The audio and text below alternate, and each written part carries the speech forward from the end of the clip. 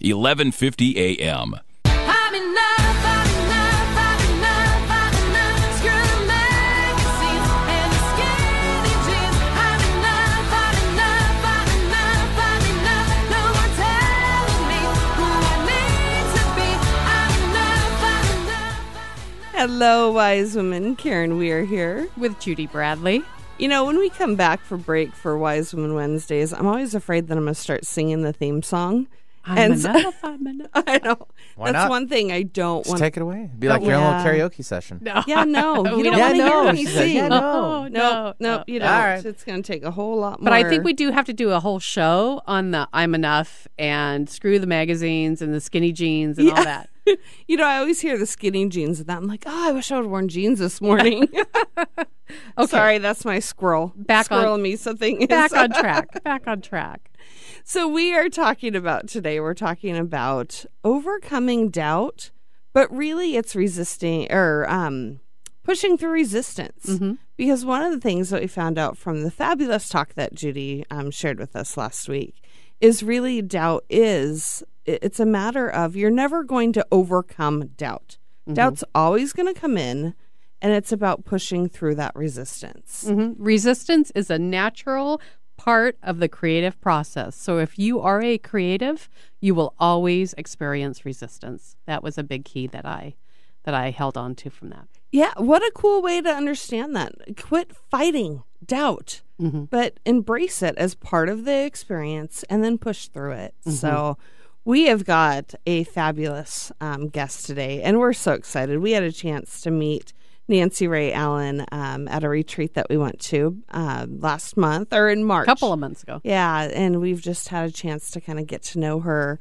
And, you know, I have to tell you, just on a personal note, we walked in and here was this, you know, beautiful woman with this gorgeous black hair and just had all the confidence in the world. And I was just, wow, I want to know more about her and what makes her tick and how she came to this place of being so confident. And to tell you a little bit about Nancy Ray is a confidence, surprise, surprise, and assertiveness expert. She specializes in assisting entrepreneurs to increase their sales through confidence, image, and assertiveness training. She's an international speaker with over 13 years of immersion in this industry. And as a young industry leader the confidence has been her ticket to rapid success and credibility in the marketplace. You know, the one thing that I can tell you about her is she is a woman who practices what she preaches. Absolutely. Honestly, I mean, you meet her for 2 seconds and she tells you like it is, and I love that. Her whole message is own it, and it is your power, your business, your life. And I love that. Nancy Ray, welcome to Wise Women Wednesdays. Thank you. I am very excited to be here. Well, we are thrilled to have you here with all of this, you know, reading your bio and knowing you and all your confidence. I'm sure that doubt never creeps into your world at all, right? Is that true? Yeah. Well, you know, my whole story actually begins with that. So if I could take a moment, I would love to tell our listeners a little bit about how I got started in what I'm doing. Yes, please. Please do, yes. Okay, so I actually got introduced into this industry of personal development and empowerment when I was 12 years old. Wow. And that's when I actually got my first personal development book, and it came to me at a very divinely guided moment in my life. My parents had just started the divorce process, and it was a very nasty, long, drawn-out, brutal experience for me and my siblings. And this book was like fate knocking on my door. And as I began reading it, I fell absolutely in love with the concept that, you know, your thoughts create your life and that you are ultimately the driver in the seat of the car that is your life and that you're not a victim and all of that stuff. And fell in love, and I decided at that adorable age that I was going to be a motivational speaker and Wow. I was going to change the planet, right? At 12 years old, I can Yeah. so see you doing that. Wow, that's awesome. So I actually began pursuing the career right then. I started going to all sorts of seminars and trainings, and Really? it took 4 years before I could find a life coaching certification program that would certify me. I was 16 at the time. Wow. And I felt like I'd been waiting forever, right? 4 years. But to everybody else, I looked like this super young girl. But I became a certified life coach at the age of 16 and actually began coaching my mom's friends. Wow. And so I had these women 2 to 3 times my age calling my mom up and scheduling appointments with me, paying me $100 an hour to coach them. Wow. And That's amazing.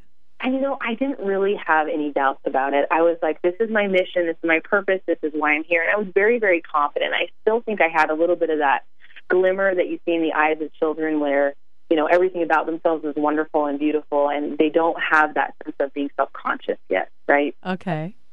So I had that still, and I really believed I was doing what I was meant to be doing.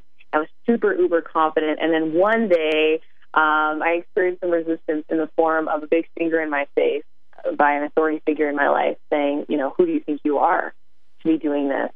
And you're so young, and, kind of gave me the runaround that I was like this peddler peddling, some, water and dandelion seeds that I'm saying is going to make you lose weight or something, right? And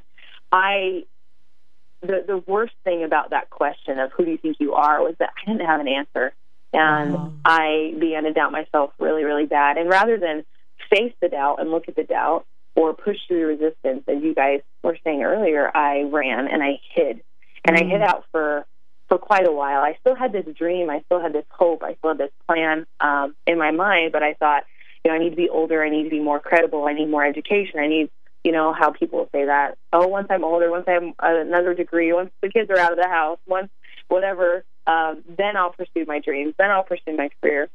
And so I had all those excuses. And, to try to sum up the story quickly, when I finally decided it was time for me to step out and really own my purpose here on the planet to really inspire and empower people, especially women, I recognized and realized that it's actually the lack of confidence, not fear, that really holds us back. Because when we're truly confident, truly empowered, really believing in our gifts and our abilities, fear and doubt are absolutely there.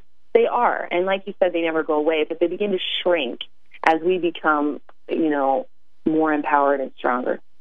That's awesome. That's amazing. I did not know that story about you, but I can so see how you've been doing this all of your life. And you're probably half my age. Yeah, I'm sure at least, yeah. Yeah, so, looking at that for a minute, I had a couple thoughts in your guys' previous segment that I thought we could go through real quick. Absolutely, please. And, I really think that it's important that we understand something very critical about resistance and about doubt. And this lends to something that Judy and I were actually talking about the other day, and that is, when we look back on our life and we look at those things that seemed like horrible crisis moments and really sad, horrible, horrendous things, with our hindsight, we look back and we say, wow, that's one of the best things that ever happened to me. Am I right? Yes, absolutely. You're totally correct. Uh-huh. Yeah, like you would say probably the same thing about the way that your marriage ended. It's like, wow, I see now the hidden blessing. Yes. In that experience, right? Because it's developed me into who I am today. Right. And I look back on my journey and, wow, the divorce, best thing that ever happened to me. That authority figure putting that finger in my face, best thing that ever happened to me. So I think it's really important to take a moment when we're experiencing intense doubt and intense resistance and look at it for the gift that it really is. And take a moment and just look at it and breathe into it and say, wow, in a year from now, 5 years from now, I'm going to look back on this as one of the best things that ever happened to me. And if we can pull some of that hindsight from the future and bring it into this moment, it gives us this kind of aerial view over the maze of what we're experiencing to have this glimpse of maybe how to get out of it quicker or how to, get to the cheese and then just get out, find the lesson, find the hidden blessing inside the trial so we can just get the heck out of there. I love that, and I definitely want you to share some more here in the next segment. But as you were sharing that, the vision of that moment, standing in my room, and two things happened. First, I realized how much confidence I had lost in myself over the last few years, and the second thought was, I don't know why this is happening, but I know it's all for a reason, and I know it's something for the good. And to have people come into your life and tell you what you're called to do, you can't do with purpose unless you experience some of those struggles and those challenges, because those people that you've been called to serve need to know that you've been there and you can relate and you can understand. And last week I just simply shared from my heart, from my experience in life. And I've received so much positive feedback that it was such an impactful talk. And it truly was me just sharing from life experience that I never thought I would have to go through, that I didn't ever want to go through. But now that I have, and I'm a different person on the other side, I've never lost myself. I've just refined who I am through that process. Well, and I love listening to both of your stories, Nancy Ray. I love, I knew that you started out at a young age, but I didn't know about that person, wagging the finger in your face. And I know, Judy and I talking about different points in our life where somebody has wagged a finger in the face and who do you think you are? Mm-hmm. And, I love that those are pivotal points that we could allow, to not push through that resistance. We could allow the doubt to take us out of action. And I love hearing both of your stories this morning and the fact that you took action to keep going. And I'd love to hear a little bit more about that, Nancy Ray, if that's a piece that you wouldn't mind sharing after the break, is, how did you continue to take action after that finger was waved in your face? Would you mind sharing that with us after the break? I would love to. Awesome. That's awesome. Well, Thank Nancy you. Ray, we're so glad that you're here with us today. And you are listening to Wise Women Wednesdays here on the chatwithwomen.com network. 11:50 a.m. I'm in love, I'm in love, I'm in love, I'm in love. Screw the magazines and the skinny jeans. I'm in love, I'm in love, I'm in love. Hello, Wise Women. Carin Weier here. With Judy Bradley. And you are listening to Wise Women Wednesdays. And this is I am really excited about this conversation today because there's been so many points in my life where doubt really could have taken me out. And there's been points where I let it take me out for a little bit. And it wasn't until realizing I have to take action. I have to get to a place to push through that resistance.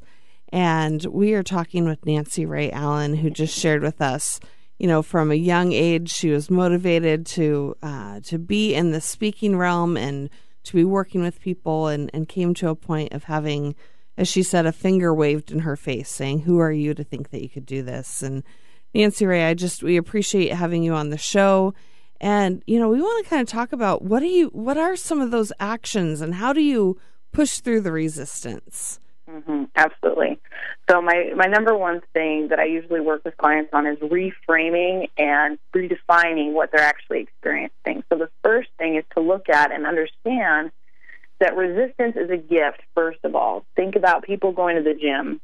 If you're, lifting weights, but you're not lifting any weight and the bar doesn't weigh anything, you're not getting any stronger. You're not getting any better. You're not growing and progressing. So realizing that resistance is a gift. And second of all, resistance is feedback. Resistance is feedback. So if you're experiencing resistance in what you're doing and moving forward, that is feedback to you about your belief system. This moves us into a really interesting space where we're talking about how our beliefs, what we truly believe, creates our reality. And there's three main ways we do this.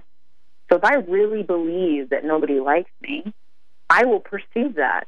I may walk into a room and everyone there likes me, but because I believe no one does, I will perceive that they don't like me. I'll misread, a look they give me. They may be looking at me, and I'll think, oh, my gosh, she glared at me, when maybe she's checking me out, which is probably right? Which is probably most likely true. Yes. Right. Looking at your shoes, what you're wearing, your amazing hair. Yeah. So we'll perceive it, and we'll make ourselves right. We always prove ourselves right, so we'll perceive it. Second thing we'll do is we'll actually create it. So we'll get in a conversation with someone, and because of that belief, we'll show up in a negative way, and we'll actually create people not liking us. And the third thing we'll do is we'll actually attract it. And that moves us into the whole discussion about, vibration and the law of attraction. Like attracts like. If I walk into a room and I think nobody likes me, most likely I'm going to end up talking to the grumpiest person there, right? Because our energies will just align and we'll just end up communicating. So recognizing that when you experience resistance in your business, maybe you're not getting enough clients or people are saying no to you or whatever it might be, recognize that it's a gift, making you stronger and helping you identify what beliefs you currently have that are holding you back. And that can be very, very powerful. So I really focus on how we talk about resistance. And, my example I like to use for this is my desk, for example. Someone may walk into my office and say, your desk is messy. And I would just say, no, my desk is excited. Oh, I'm stealing that one, I am Nancy so Ray. going to use that, too. You probably have some excited desks, right? So Yes. the whole purpose of that is realizing that the way that we talk about stuff dramatically impacts how we move through it. I like that. I like that a lot. So if you, and either way, you're saying the same thing. When I tell you my desk is excited, you have a good visual. Mm-hmm. Yes. But excited is a word that's colored in a way that's way more positive and way more uplifting. And it's funny. We laugh. It lightens. And so define things with the lightest word you can. Well, and what I hear you saying, what I'm receiving from this is that we create happiness in our lives. Jim Rohn has a quote in relation to happiness, and we choose to be happy. We choose to be positive in life. Brendan Burchard talks about the power plant doesn't have energy. It generates energy, and we've talked about that in the past in regards to generating momentum and creating motivation. You don't just have those things, you create them. And what I'm interpreting what you're saying is it's really being purposeful and creating a more positive outlook, a more positive thought process, and being very purposeful. Am I on track with that? Yeah, in a way. So what I'm saying is, when we talk about resistance in a different way, we move through it quicker. Okay. Rather than seeing it like this big bad wolf, if we begin looking at it as perfection. So and this moves us back into doubt. I'll have people all the time that they get all, their panties in a twist because I'm so young and I'm where I'm at, and there's this jealousy, or I wish I knew the stuff you know when I was your age, blah, blah, blah. And they get all of this negative energy and doubt and all of this stuff about where they are at. Mm-hmm. And they look at their goals and they think, and I'm sure you guys have experienced this with wives, we always want to be further ahead than where we are. Right. Absolutely. And the thing is once you're there, you're going to want to be 10, steps ahead of where you are there. And so we're actually forever chasing this elusive feeling of fulfillment and having arrived. And it's like the cat chasing the laser pointer on the floor. So Nancy Ray, how do we bring it back into today? How do we stop chasing it at the ever elusive completion of what you just explained? How do we bring it back to today so that we can focus on today and taking action and making progress? Mm-hmm. Well, the number one thing is you have to trust. You have to trust that where you are is absolutely perfection. And if you were supposed to be further ahead, you would be. A lot of times we look at what's going on in our life, because we make these plans. I have a beautiful example of this. I played college basketball, and I got married before my senior year. And 2 months after I got married, I got pregnant. And I was furious. I had this, this plan, this 5-year plan. I still had my senior year of college basketball to play. I had all these goals and plans, and kids were in the plan, but not yet.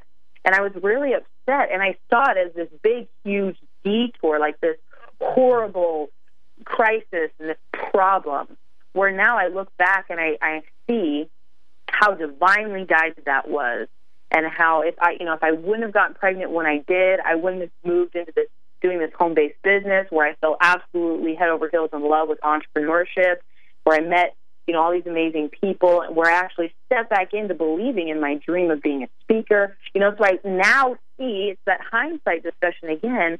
So recognizing where you are is perfection. It's perfection. And if you were supposed to be anywhere else, you would be. And when you do that, all that tension in your chest and all this anxiety about, where I am and what I need to be doing and action, that can subside, and we can get clarity, and we can get still and recognize the truth that your soul will not let you miss your purpose.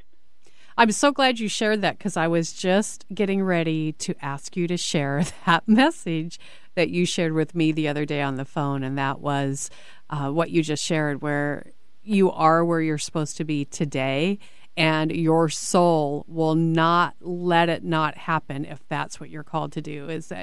I'm sure I know you say it way more eloquent than that, and I'd like for you to repeat that, because that was really impactful to me. That, basically what I heard you saying is stop, trust, relax, that you are right exactly where you're supposed to be. Stop fighting it, and just know that what you've been called to do, you will be able to do in the right time.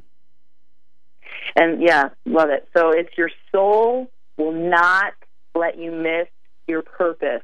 Mm-hmm. We think sometimes we're on a detour, but your soul is so wise, so eternal, so all-knowing, that whether you like it or not, those detours are going to land you in the exact right place at the exact right time.